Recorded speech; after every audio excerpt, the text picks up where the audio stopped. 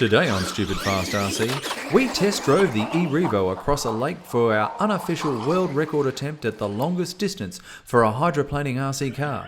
What we discovered was we may also qualify for the longest time spent underwater for an RC car that can come out still working. Yeah.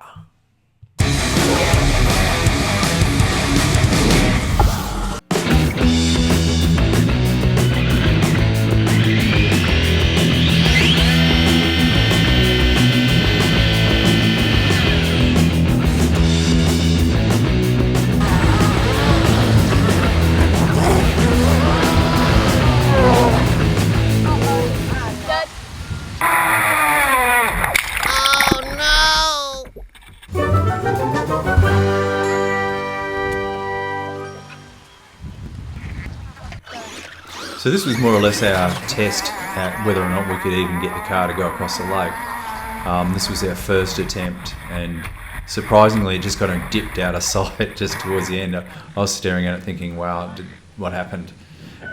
The second time we actually managed to get it the whole way across the lake. And when we'd flip the boat over, it would be really annoying because it would go underwater and get out of range, and it would keep going and the propeller would keep spinning around. Yeah, but you did a pretty good job of retrieving the car every time it went into the duck poo. That was great. Hey, check this out. I was blown away at how well it did a wheelie across the water. That was just nuts to me. The power on this thing is just out of control. It really was something.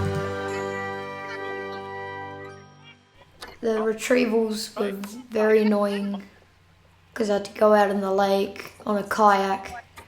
It was really hard to get it on the boat. And I reckon we would have got the world record for the longest wheelie on water. We only made it across the water once, and I think Dad's going to change. The ESC, I'm going to drop the power on the ESC a bit. But it would stop it from doing wheelies so it can get further distance. And you can see how much water comes out of it. Yeah, I think we totally nailed the waterproofing part of it, except for the on-off switch. Little bit of an oversight there. If this thing stayed on all afternoon, mainly because we couldn't turn it off, everything else was completely and utterly waterproofed, including all the connectors. So we actually just left it hooked up, and it ran all afternoon. Even the batteries weren't flat. Even after all this, at the end of the day, it still had plenty of juice left in it. It was amazing. This car it just performed. It was really something. The other thing it was a good test for was the Soloshot too. You can see it to the right there, just on the side of the pond, and you can maybe even if you care, you might see the actual head pivot. This is a shot from the Soloshot 2 here. So when the car went underwater, you would have seen a little red light flashing, and that was the tag, which is actually attached to the top of the car. And the Soloshot has taken all these side angle shots there. So that actually, camera worked really well as well. It's the first time we've actually used it to do something like this with. That's it there. You can actually see the tag sitting on top of the car. And I think this was me driving a